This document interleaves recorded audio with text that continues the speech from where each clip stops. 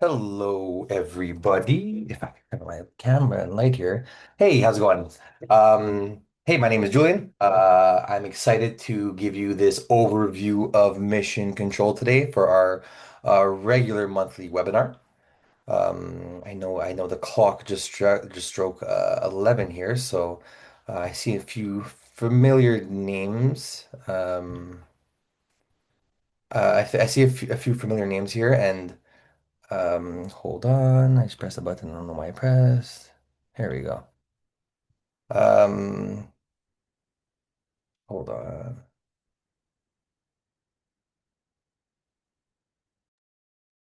Here we go. Perfect. Awesome. No, excited to kind of give you everyone this overview of mission control, and walk through our platform today. So if I could share I'm already sharing my screen here.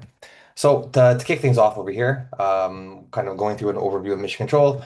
To start off with is the high levels of why mission control. First of all, we are 100% native to Salesforce, meaning we share the same core benefits of Salesforce. So think about custom layouts, business logic, unlimited reporting and dashboarding, all mirrored within all the core benefits of Salesforce are mirrored within mission control.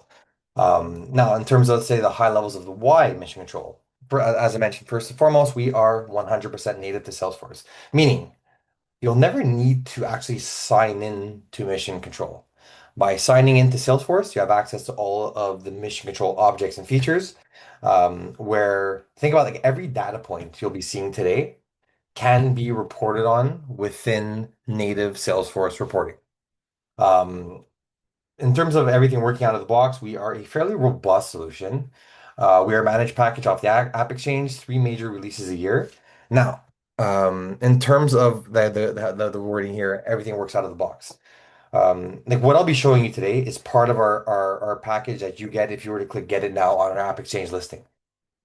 But the idea is we are a fairly modular solution as well. So the idea is to focus on what's important for individuals, groups, and teams. And then also kind of just kind of disregard what isn't. So you could really hide portions of the solution or remove access to individuals, groups, teams, just to make sure every individual has a workflow that makes sense for their day-to-day and their required output. Easy implementation. I think Azure Managed Package, if you click Get It Now, we're live in your environment within like 5 minutes, to be honest. What implementation really is identifying who are the personas, what are the workflows, how do we make everyone's lives in your organization easier, and also restrict or permit access to different parts of data and operations. We work with a slew of partners. So in terms of implementation, we have partners around the world that are specified with different skill sets for different verticals, different kind of let's say go lives. So we do have partners in terms of whatever you're looking for to kind of say make sure we do match even personas of partners. Typically, I like to make sure the partner that works on a certain implementation gets along with an organization. So that's something I do keep in mind. With that in mind, we also do have our own internal professional service team. So if you are looking, let's say, work just directly with us, we do have our service team. And above and beyond that, we do have our own like self-onboarding path. So if you do, let's say, have the app, if you have the aptitude to kind of implement yourself and you do have that appetite as well, we have all the documentation for that. But even let's say somewhere in between, we do have amazing documentation online from um, just under 700 knowledge base articles. We have um, crazy amount of video documentation created by our amazing success team. And we also have, let's say, our own learning portal. So it's our own proprietary learning portal. So you could become certified, let's say implementation certified. You could become like different personas certification within Mission Control just to make sure everyone does have the correct information to get the most out of our system. And above and beyond that, as our support is around the world, we do basically, so our headquarters in Australia, I'm in Montreal, Canada. Most of my success team is in the US, so as close as possible to 24-hour support, we do have. So in terms of actually implementation and go live, in terms of timelines, because as we are a managed package and as we are fairly out of the box, functionality within Salesforce. Most of our users from let's say kicking off implementation and going live does happen within that first month. Obviously, it really depends on use cases. Every case is a little bit different. But in terms of the kind of say being able to use the system and really get value from our solution, it really is within those first 30 days we do see like time to value is pretty quick. Brief history on Mission Control. As an organization, we've been on the App Exchange for roughly 15 years. Our CTO and our CEO are the actual founders of our solution, meaning no part of our solution has ever been acquired. There's a lot of continuity within the interfaces. So it's pretty easy to kind of get familiar with how to use Mission Control. And being that we're native to Salesforce, if you're familiar with Salesforce, then it's really not a heavy lift. But in terms of actually like our features and functionalities, like we use our system to run our full business. So from product development, we use our planning boards. For professional service teams, we have project templates. On my side, even like there's a depth of automation that we could even set up, let's say within your organization. Like when I close win opportunities, above and beyond service projects getting launched, I have my own series of tasks that get assigned to me, like invoice, like talk to accounting, send instruction email, and just basically layers of automation that we use within Mission Control that we're more than happy to share with yourselves or even kind of just talk through like how we could kind of say enlighten your business with automation. But there's also a bit of a balancing act between automation and accountability, which we do help you navigate. Above and beyond, let's say what I just mentioned, we use this to like onboarding employees, offboarding employees, control processes. More than happy to share with you like all these kind of say strategies and more. So in terms of features and functionalities, what we are truly is a PSA. So PSA is a professional service automation solution, which marries three ideas together: project management, resource management, and time. Typically, you or organizations have these living as point solutions where they all kind of, let's say, all data, it's all siloed data, where projects live in one place, resource and staffing and utilization capacity lives in another place, and even logging time and building bridges and kind of Frankensteining systems together is a thing of the past, where we have solutions like ours, native to Salesforce, robust, thoughtful, built with intent. Um, and help your organization manage your projects from lead to cash. We even go a little bit beyond just core PSA as we've been developing the solution for a while, and I'll be even speaking to some elements beyond that today. And as I'll be running through this webinar, please feel free to write any questions in the chat or in the Q&A. If I see it, I have it right next to me. So if I'll see it and I'll try to respond to it promptly. If I don't, will take note and reach out to you directly after our call. With that being said, let's stop sharing.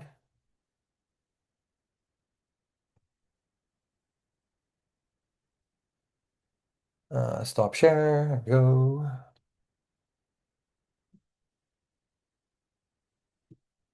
Oh, here we go. Oop, that's always fun when everything freezes.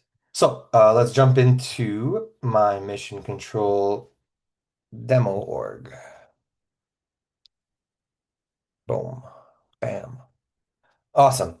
So this is mission control. Like I mentioned earlier, it might look familiar because this is Salesforce. It's one of the same.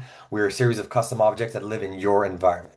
Where, look, I just launched this from a dashboard, which is a series of reports that's combining Salesforce data, mission control data, and surfacing it for individuals who need to have access to this information.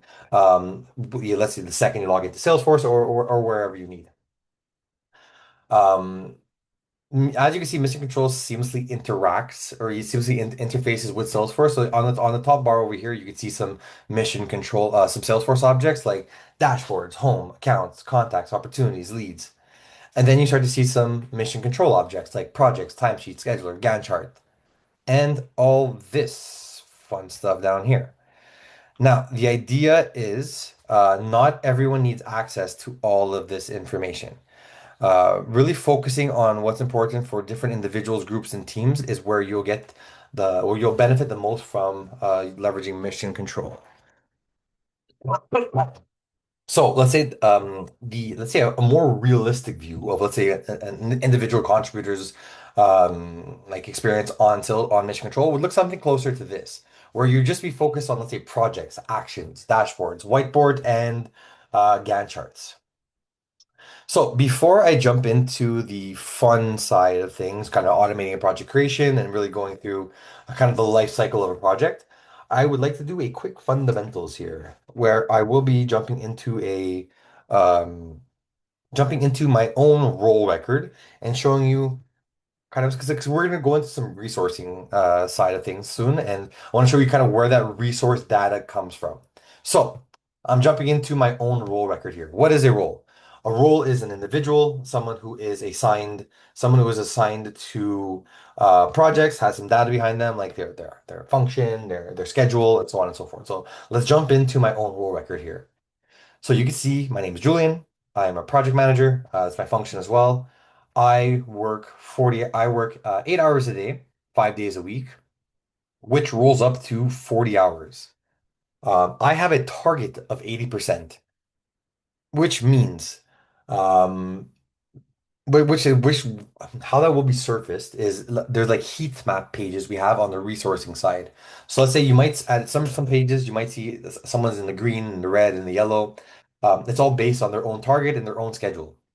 So let's say if you do have an external or someone who's working part-time or just someone who's where you just want them to be doing like 10% of their billable, 10% of their hours on billable, um, you would be able to just kind of, let's say, play around with these numbers. So they're green, they're red, they're yellow, would be very different than someone of, let's say, of a full-time capacity.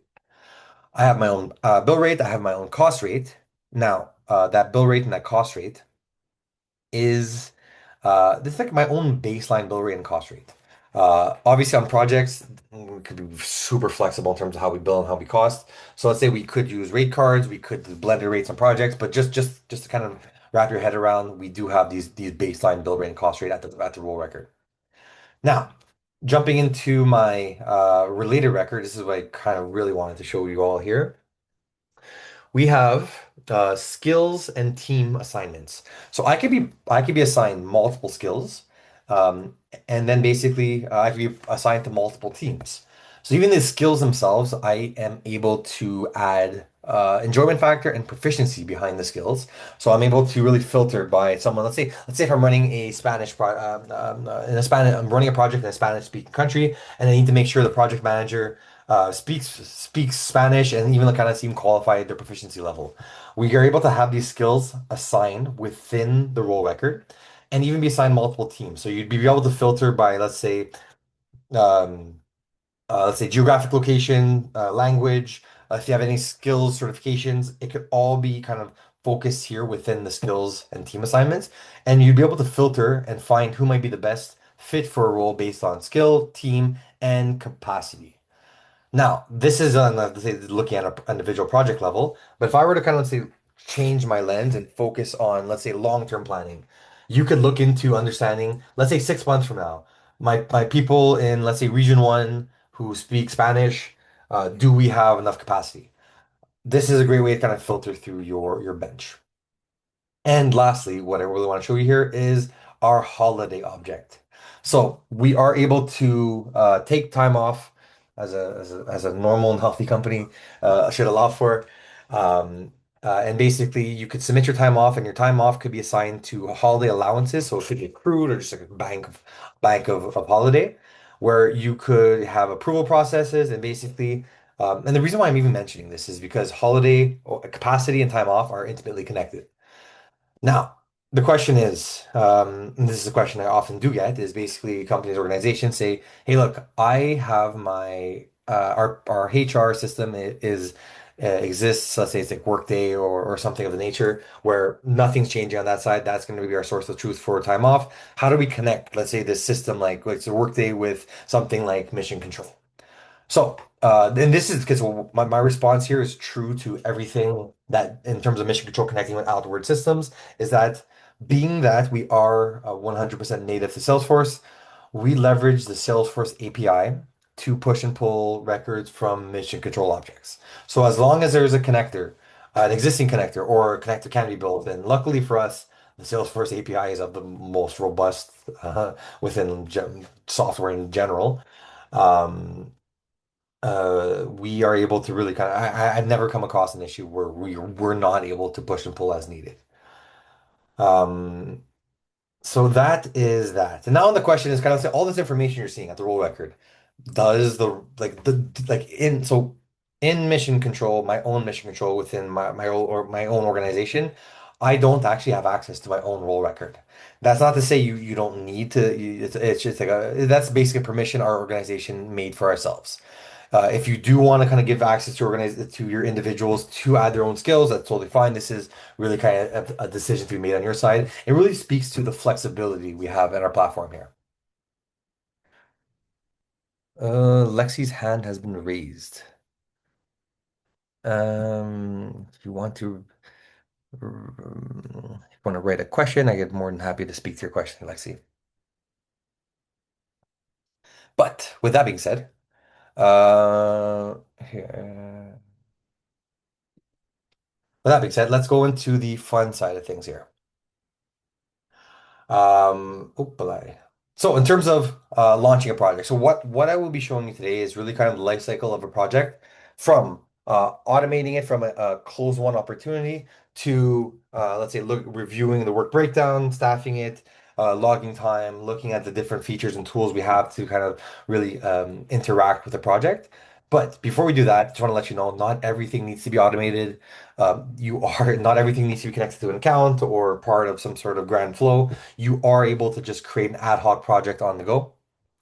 You are able to, let's say, clone existing projects as needed, or even create some, let's say, automation where it allows you to have projects created outside of an opportunity.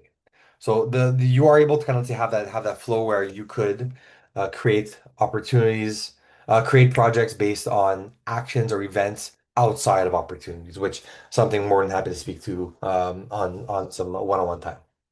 But going into, let me create an opportunity here. So I'm going to be creating a standard Salesforce opportunity, nothing really special in terms of what I'll be showing. So let's go webinar demo test. So let's just do this $5,000 opportunity, close date. Let's just have it today. Lucky us, and prospecting. So creating my demo, my opportunity over here. So this is a standard Salesforce opportunity. Nothing specific in terms of the mission control side of things, other than what you'll see on the right-hand side, which is some related objects, which are mission control objects, like forecasts, projects, project requests, change requests. Now, in terms of what I really want to be showing you here is really, so obviously, if you do have your own if you do have your own opportunity layout, you do have your own opportunity statuses, you have your own fields.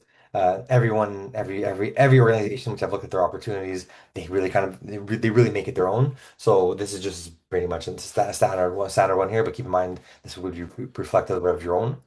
So what I really want to show you here is that handshake, that handoff between mission control, between Salesforce opportunity and mission control where let's say any data from the opportunity, let's say if I even have, let's say if I'm associating this to Vandalay Industries, where if you know them well, they do imports and exports. Um, but what you'll see is any data or information or metadata from the opportunity can get pushed to a project. So you'll see that being that I've now assigned the opportunity to Vandalay, it will push the project to be assigned to Vandalay as well. Now, the question is, how do we go from opportunity to project? There are multiple ways for us to do this. Um, I'll speak to maybe a couple ways which are a little bit more common. First of all, the one that I do see a lot is that if you do leverage Salesforce products or CPQ products, what you are able to do is um, assign project templates to those products. So let's say if you add four products to an opportunity, you would essentially be able to build a modular project based on those four products. Um, you might also say, hey, Julian, I want those four products to be four separate projects. Totally fine as well. We're fairly flexible in terms of how you want to set that up. Or even trying to keep things as simple as possible for today's discussion. What I'm going to do is I'm going to go in and grab an individual project template. Have my start date be today. Generation method, we have a slew of them. I could speak hours just on all the multiple generation methods and generate a project. So for both, even like the individual just grabbing a project template method, or if I leverage products, what's going to be like the catalyst for the project creation is hitting one of these statuses. It doesn't necessarily need to be closed one.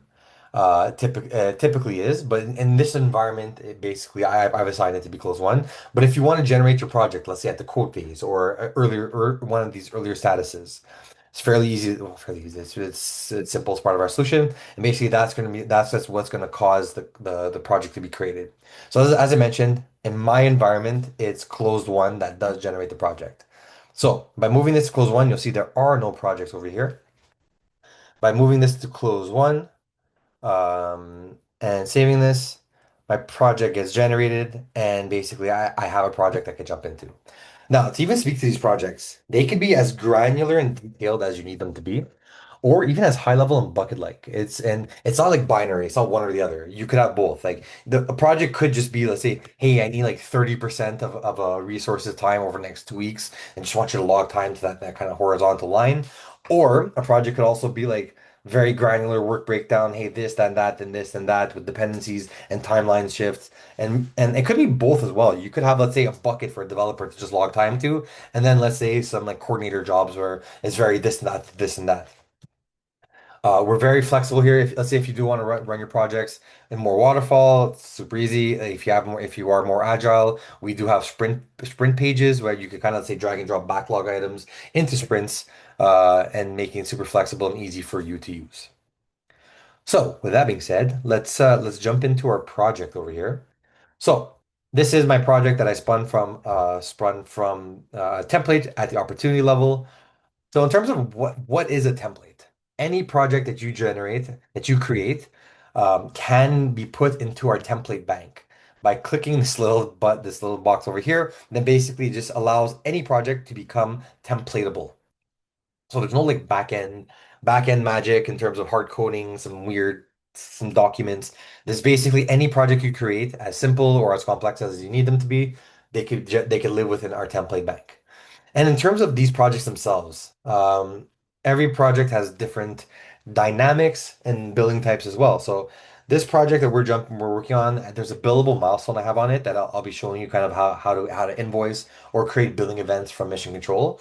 But in terms of, let's say, billing types, I've been here a few years.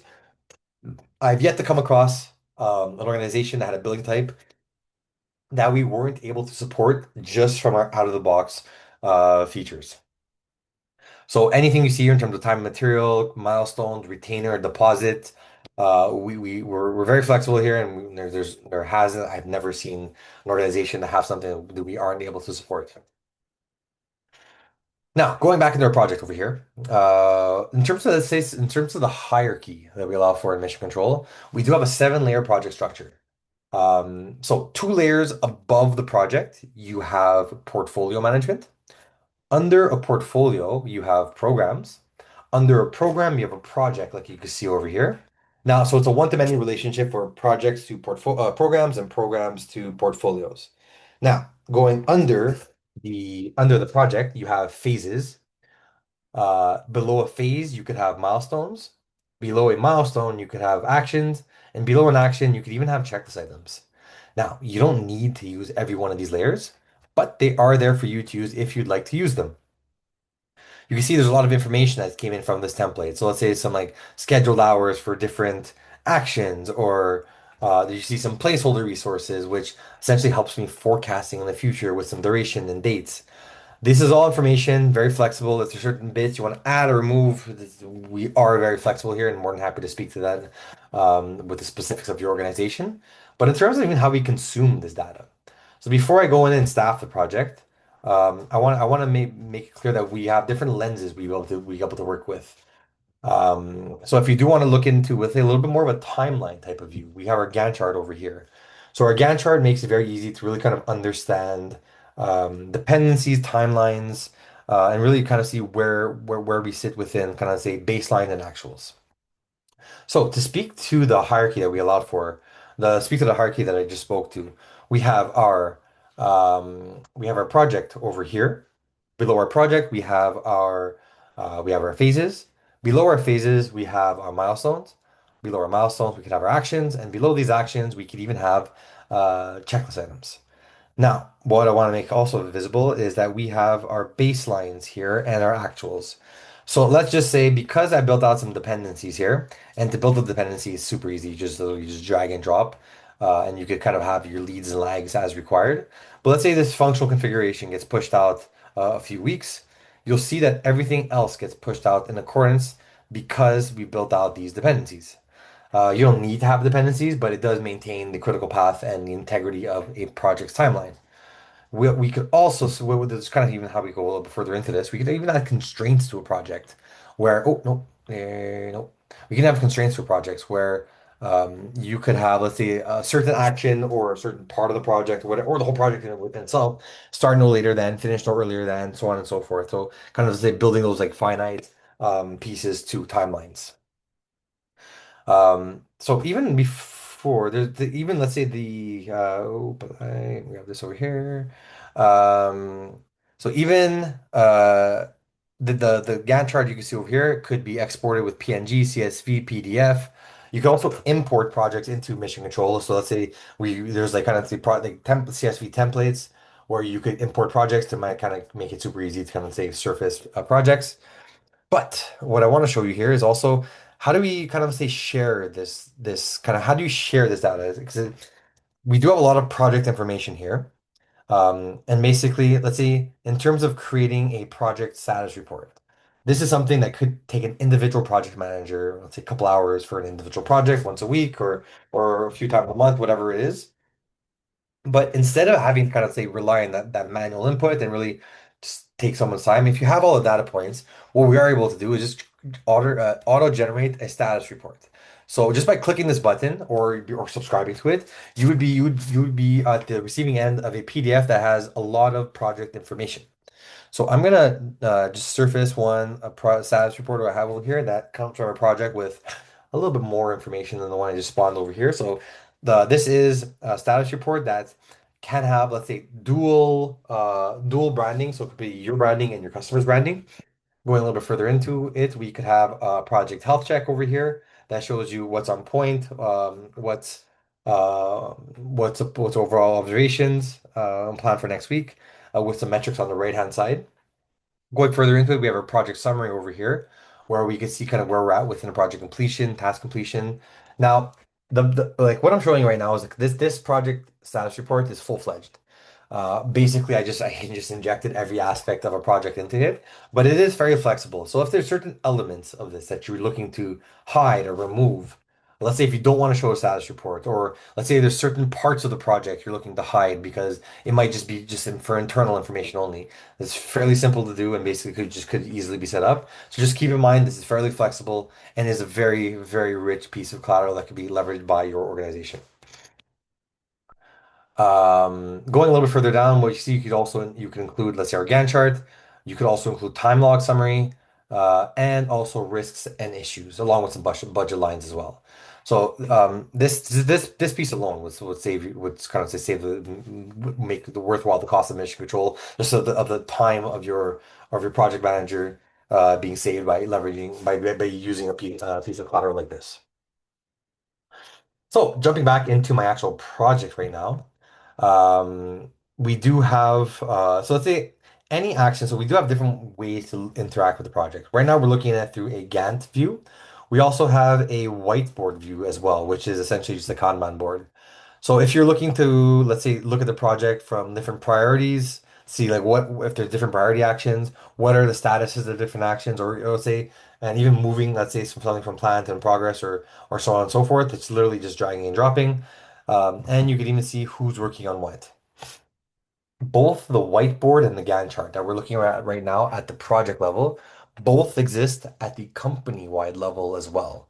So think of this as a global whiteboard or a global Gantt chart. I'll briefly jump into a little bit later on, but just so that you do have insights here showing you that you are able to leverage this information at a company, at an organization-wide level as well. So let me just grab this over here. So I want to kind of just open up a project with a little bit more information as well, because what we are able to also manage are risks and issues. The language you use here are risks are things that can happen, issues are things that are happening.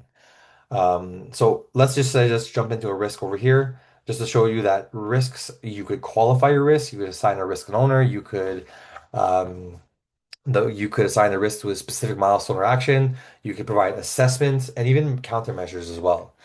Um, with all this information, basically, it helps you stay in control of, let's say, factors that could delay a project or just other categories of risk that could really kind of cause harm to, let's say, costs or something of that sort.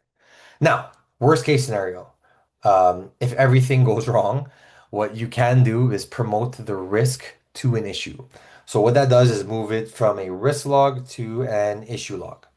Um, and what something I've seen over here, something I've seen work fairly well here is being able, like I mentioned earlier, everything here can be reported on. So I've seen an individual make report on all live issues. So let's say there was an executive who had a report, all the kind of report of all the issues. Who's the issue owner? How many days has this issue been existed? Has this issue existed for?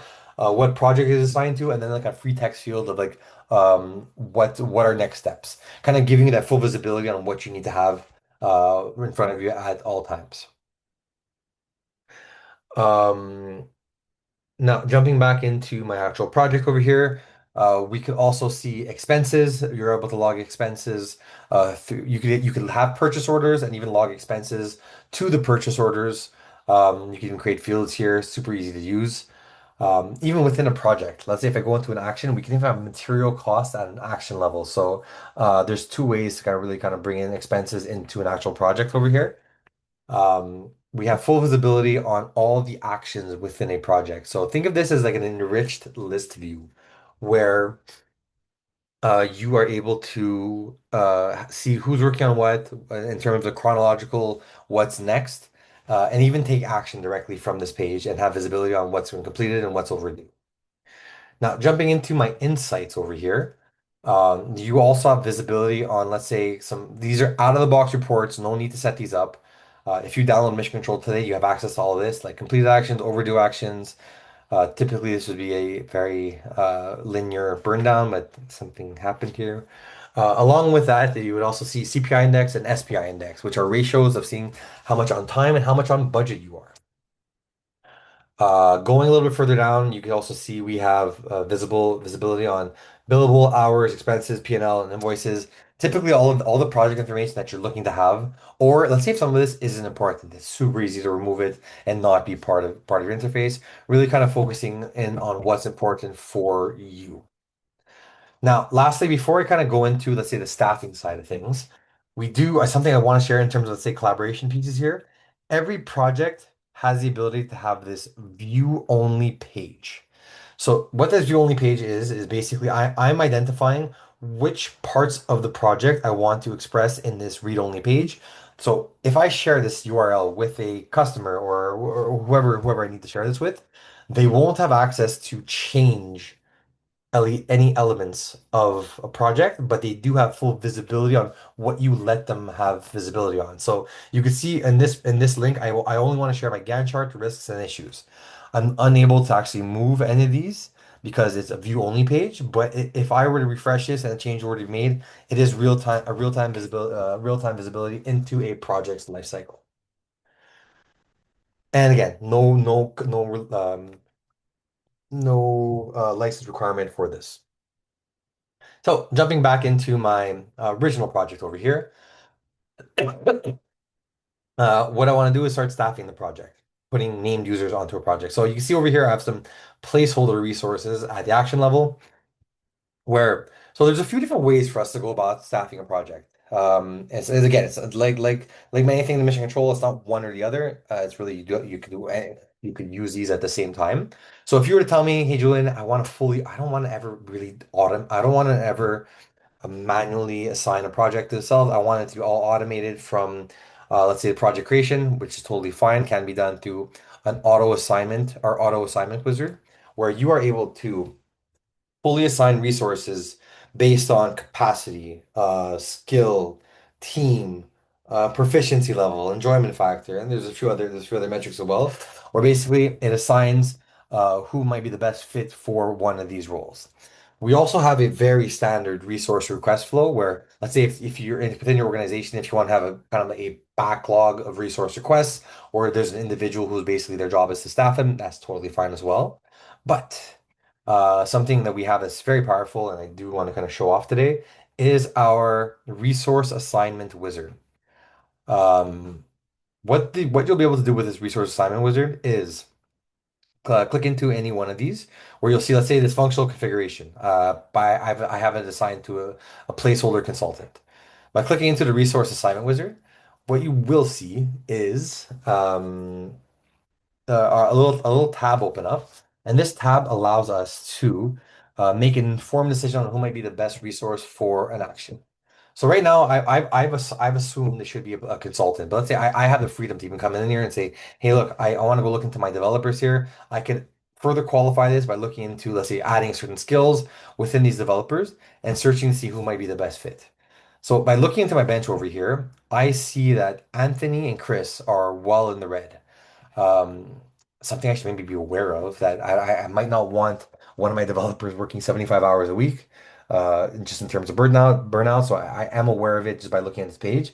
But then I'll see it says someone like Bethany who has no billable hours assigned. So what I could do is assign Bethany this action, and I could even assign multiple people to the same action if it would ever be required, by adding them as contributors. So these contributors don't necessarily need to take hours, but they can though. Let's say if I want to give 2 hours to Joel, you'll see if I take these 2 hours, 2 hours got removed from Bethany, and basically those 8 hours have just been spread. So this is a very informed and critically sound way to assign resources to a project based on skills, teams, and capacity. Now, let's say going a step above this. Let's say if I've assigned some resources to some roles. I want to go look at who's working on what.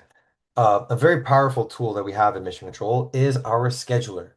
Think of the scheduler as like a resource planner meets a resource planner meets a Gantt chart.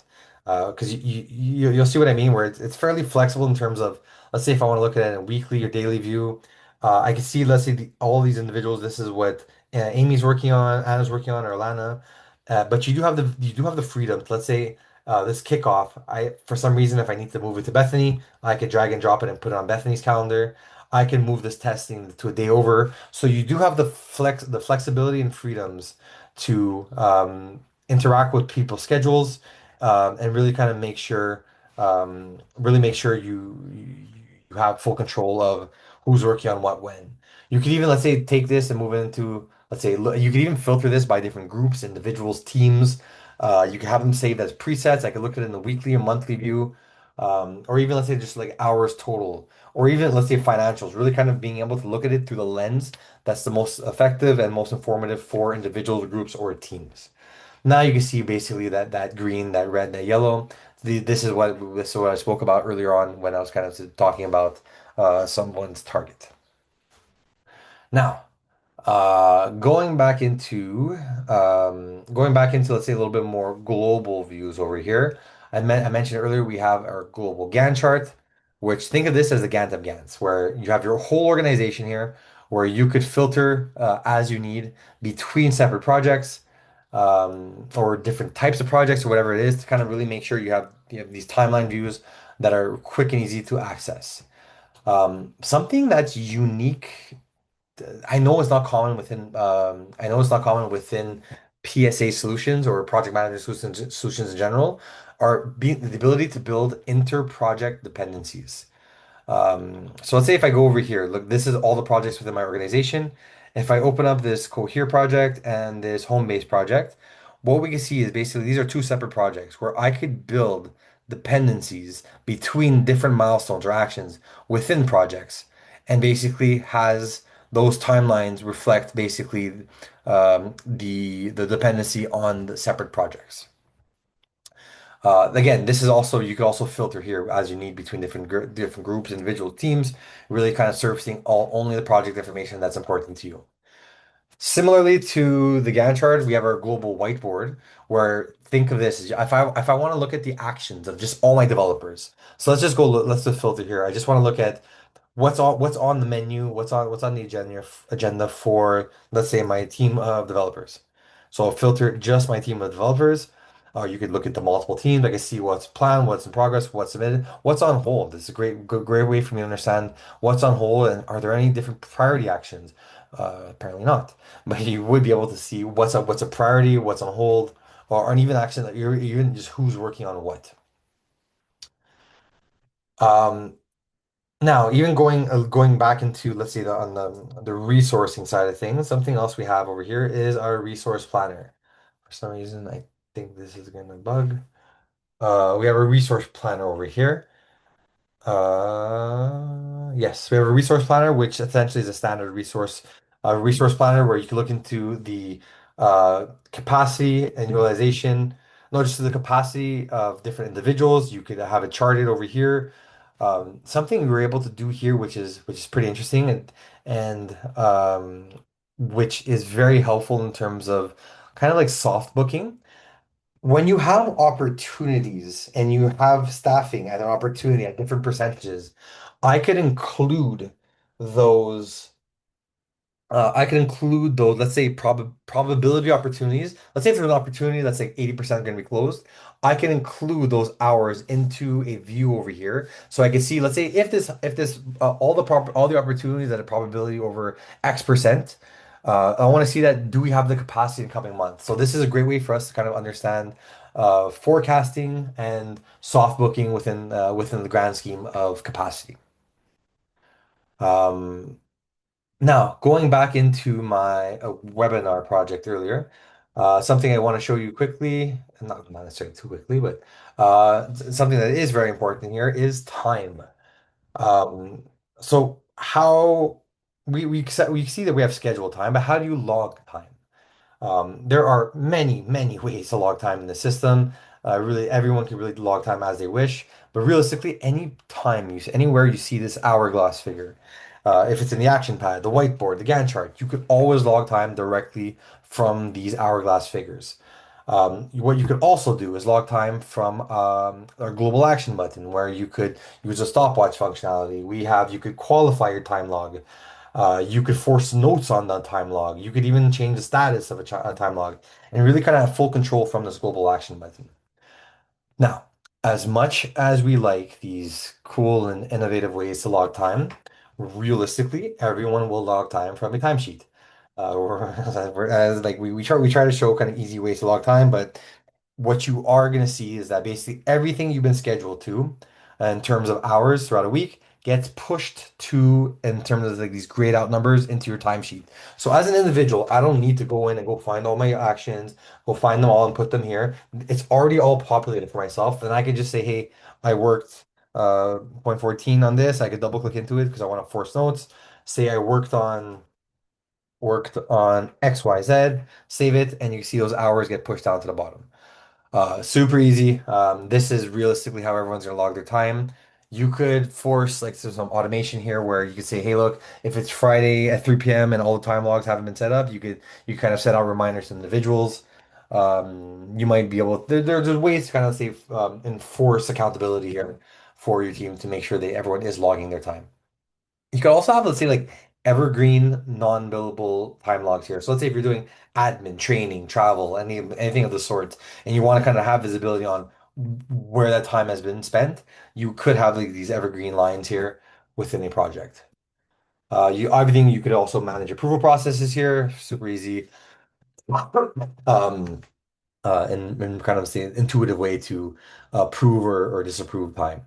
Something else we have is a calendar converter. So if you are a Microsoft or a Google shop, you would be able to push calendar events from your Outlook or your Google Calendar into a timesheet. So basically what happens is that basically you just kind of there's events like you could there's like different types of events like on a calendar invite a calendar booking where you would change the event to make sure it's like a certain type of event that pushes the time logs. Because let's say if you have a time if you put something on your calendar that says go pick up my kids at like a 4 o'clock on a Tuesday, like you wouldn't put that into a time log. But let's say if you do have a meeting or whatever it is, you would be able to put those into the appropriate time log. I feel like there was one more thing I wanted to show. But just kind of going back into, let's say, everything I've showed you here. So basically, all the data points, every record, everything I've shown you today can be surfaced within Salesforce reporting. It's not just mission control data. Basically, by having mission control in your environment, you're enriching your report capability with mission control data points. So, being able to kind of, let's say, have all the information in your fingertips within your homepage is something that we do want to kind of make it clear that you have access to. Now, lastly, aprika.com/support. So in terms of, let's say, mission control, everything I showed you today, at the beginning of the call, I was talking very highly of all the content and collateral that my team has created. This all exists within our support page over here. So what you can see here is that basically you have near endless amount of training videos, just under 700 knowledge base articles. We have a user guide. If you create a ticket over here with our support team, that ticket will be responded to within the business day. We also have campfires, which are essentially our customer success webinars every month that we do have recorded over here. I think next week we have a specific campfire that's going to be talking just about our scheduler. And if you see all these other specific feature-focused demonstrations of sorts. So we have all this information for you. Our team is available for you. Um, Whenever you need to. So I manage Eastern time in all of Europe. You have Lexi who manages Central Time, Josh who manages Mountain and Pacific and all of APAC. So we are here. Everyone on our sales team is basically we're AEs, SEs. We are account managers. We're here to help you decide if this is the right solution for you. So with that being said, and with my trusty little Cosmo plushie over here, we're signing off. And feel free to reach out if you have any questions, thoughts, ideas. We're always happy to respond, and we'll always be around. This is Julian signing off.